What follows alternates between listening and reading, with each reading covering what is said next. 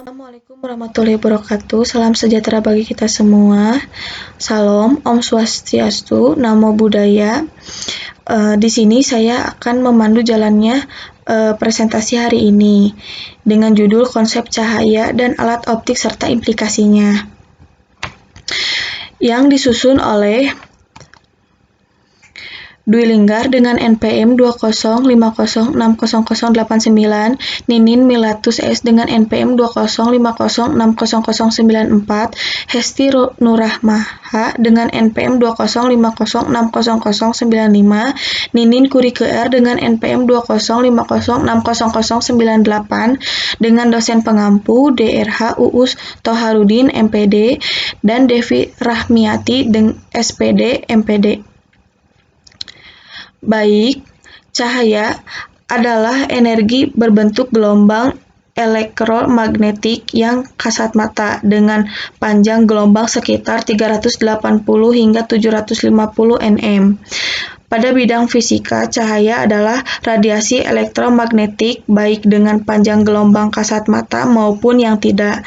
Kedua, definisi cahaya di atas adalah sifat yang ditunjukkan cahaya serta bersamaan sehingga disebut dualisme gelombang partikel. Paket cahaya yang disebut spektrum kemudian dipersepsikan secara visual oleh indera penglihatan sebagai warna. Bidang studi cahaya dikenal dengan sebutan optika, merupakan area riset yang penting pada fisika modern. Sumber cahaya adalah satu, cahaya alam natural light yang termasuk cahaya alam adalah cahaya matahari yang merupakan sumber cahaya utama dan dominan di bumi. Cahaya buatan atau artifisial atau cahaya buatan ini meliputi cahaya listrik, cahaya gas, lampu minyak, dan lilin. Cahaya buatan ini sebagai sarana pelengkap untuk menerapkan ruangan. Sumber cahaya memancarkan energi cahaya secara radiasi, sehingga energi ini disebut energi radiasi. Materi akan dipaparkan oleh saya, Ninin Kurike Rosadi, dengan nomor pokok mahasiswa 205060098. Sifat-sifat cahaya. 1. Cahaya merambat lurus. Coba kita perhatikan gambar di bawah ini. Pada gambar di bawah membuktikan bahwa cahaya datang merambat lurus. Cahaya dalam ruangan berasal dari jendela ruang. Cahaya langsung mengenai meja dan vas bunga. Contoh lain dari cahaya merambat lurus yaitu lampu senter dan lampu kendaraan bermotor. 2. Cahaya menembus benda bening. Sifat cahaya dapat menembus benda bening.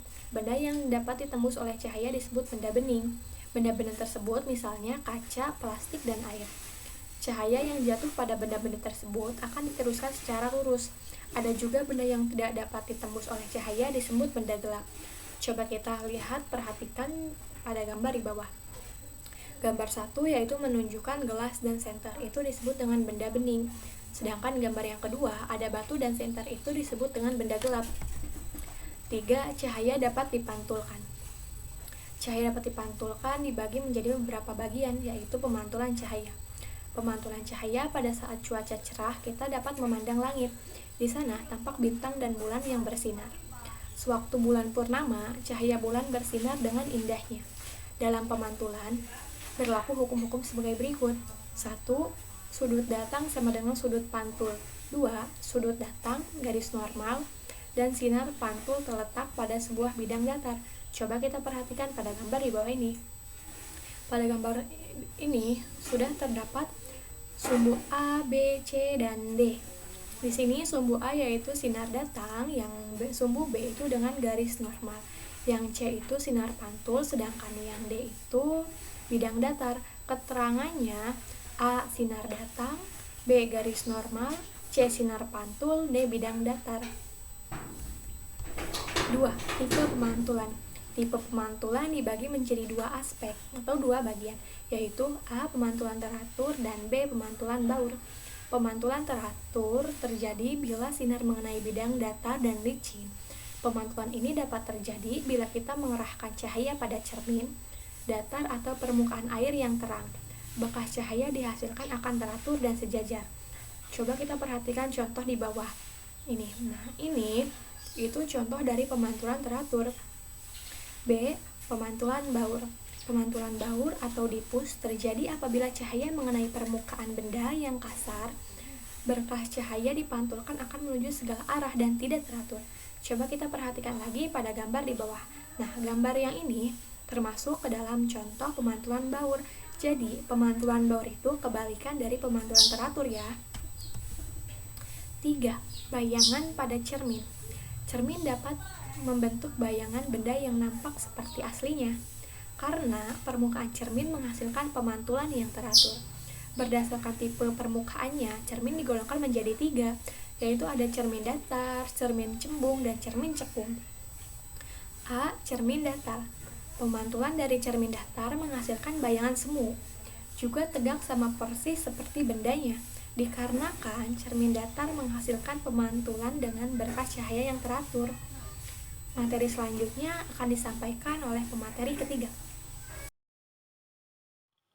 Baik, materi konsep cahaya dan alat optik serta implikasinya bagian cermin cekung akan dibacakan oleh saya, Putri Milatu Syamsiah, dengan NPM 2050600094. B. Cermin cekung. Cermin cekung memiliki bidang pemantulan berupa cekungan. Bagian permukaan depan lebih cekung dibandingkan dengan pinggirnya. Bayangan yang dihasilkan oleh cermin cekung yaitu nyata, diperbesar, dan tegak. Contoh penerapan cermin cekung pada kehidupan sehari-hari adalah pada bagian dalam lampu senter dan lampu mobil. Selanjutnya adalah C. Cermin cembung. Cermin cembung memiliki bagian pemantulan cahaya berupa cembungan. Bentuk permukaan bagian tengah lebih menonjol dibandingkan bagian pinggirnya. Bayangan yang dihasilkan adalah bayangan tegak semu dengan ukuran lebih kecil dibandingkan aslinya. Selanjutnya adalah 4. Cahaya dapat dibiaskan. Peristiwa pembelokan arah rambatan cahaya setelah melewati medium rambatan yang berbeda disebut pembiasan. 5. Cahaya dapat diuraikan. Sinar matahari yang kita lihat berwarna putih. Namun, sebenarnya sinar matahari terdiri atas bermacam-macam warna. Warna matahari dapat terurai oleh titik-titik air di udara setelah hujan turun. Titik-titik air tersebut akan menguraikan spektrum sinar matahari. Komposisi sinar matahari yaitu merah hingga kuning, hijau, biru, nila, dan ungu. Inilah yang disebut pelangi. Hal ini dapat dibuktikan dengan cakram warna. Terakhir adalah macam-macam alat optik. 1. Mata dan kacamata. Mata adalah salah satu organ tubuh manusia yang sangat penting. Mata merupakan salah satu panca indera manusia. Mata merupakan indera untuk penglihatan. Pada bola mata terdapat benda bening yang disebut dengan lensa mata. Lensa mata bersifat tembus cahaya. Lensa mata berupa lensa cembung. Lensa mata memiliki fungsi yang membiaskan sinar-sinar yang datang ke mata. Dengan demikian, bayangan benda dapat tepat jatuh di retina mata. Jadi, mata memiliki fungsi seperti pada kamera. Oleh karena itu, mata disebut alat optik. Sekian materi dari saya. Materi selanjutnya dipersilakan.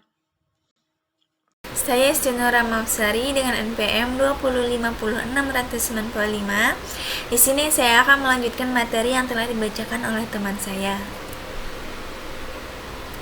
Macam-macam alat optik yang kedua yaitu loop. Loop adalah alat optik berlensa cembung atau lensa positif yang digunakan untuk mengamati atau melihat benda kecil agar nampak besar. Jika kita mengamati objek dengan loop, maka benda harus diletakkan di ruang satu, yaitu antara titik pusat lensa loop dengan jarak fokus loop. Sifat bayangan yang dibentuk loop adalah maya tegak diperbesar. Yang ketiga, kamera. Kamera adalah sebuah alat yang mengarahkan bayangan yang difokuskan oleh lensa atau sistem optik lain ke atas permukaan fotosensitif yang berada dalam tempat tertutup atau film. Kamera mempunyai prinsip kerja seperti mata manusia. Kamera yang paling sederhana adalah alat potret yang dinamakan kamera obscura. Kamera ini terbentuk sebuah kotak tertutup yang salah satu sisinya berlubang kecil. Selanjutnya, manfaat dari cahaya dan alat optik. Yang pertama, pemanasan ruangan. Ada beberapa teknik penggunaan energi panas matahari untuk pemanasan ruangan, yaitu jendela dan dinding truk. Dinding truk adalah dinding yang di luarnya terdapat ruangan sempit berisi udara. Yang kedua, kompor matahari. Prinsip kerja dari kompor matahari adalah dengan memfokuskan panas yang diterima dari matahari pada suatu titik menggunakan sebuah cermin cekung besar sehingga didapatkan panas yang besar yang dapat digunakan untuk menggantikan panas dari kompor minyak atau kayu bakar. Yang ketiga, pengeringan hasil pertanian. Hal ini biasanya dilakukan petani di desa-desa daerah tropis dengan menjemur hasil panennya di bawah terik sinar matahari. Cara ini sangat menguntungkan bagi para petani karena mereka tidak perlu mengeluarkan biaya untuk mengeringkan hasil panennya. Berbeda dengan petani di negara-negara 4 musim yang harus mengeluarkan biaya untuk mengeringkan hasil panennya dengan menggunakan oven yang digunakan bahan bakar fosil maupun menggunakan listrik. Yang keempat, pemanasan air. Penyediaan air panas sangat diperlukan oleh masyarakat, baik untuk mandi maupun untuk alat antiseptik pada rumah sakit dan klinik kesehatan.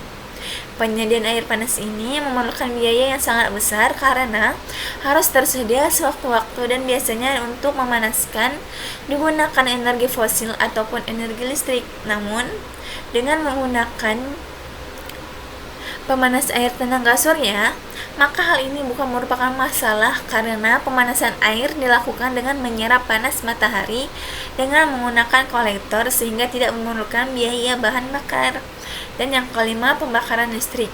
Pembangkit listrik tenaga surya itu konsepnya sederhana, yaitu mengubah cahaya matahari menjadi energi listrik. Cahaya matahari merupakan salah satu bentuk energi dari sumber daya alam.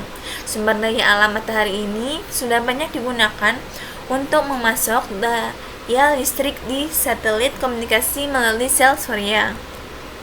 Selanjutnya ada implikasi pembelajaran cahaya dan alat optik di sekolah dasar.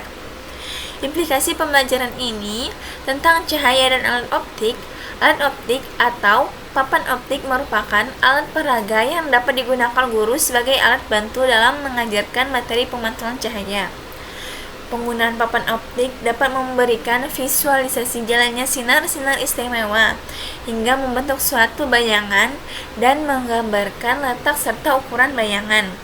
Penelitian ini bertujuan memperbaiki dan meningkatkan praktik pembelajaran di kelas pokok bahasan pemantulan cahaya dengan menggunakan alat peraga papan optik, serta mendeskripsikan tingkat keberhasilan penggunaan alat peraga papan optik. Penggunaan alat peraga alat optik atau papan optik pada pokok bahasan pemantulan cahaya meningkatkan hasil belajar kognitif. Baiklah, itu yang dapat saya sampaikan. Saya kembalikan ke moderator. Terima kasih.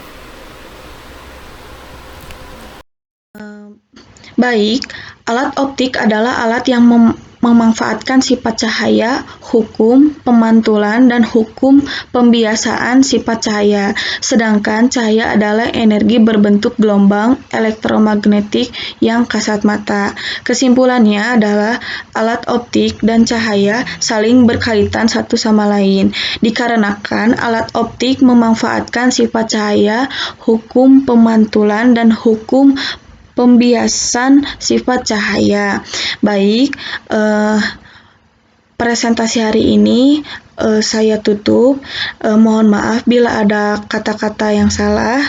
Wassalamualaikum warahmatullahi wabarakatuh.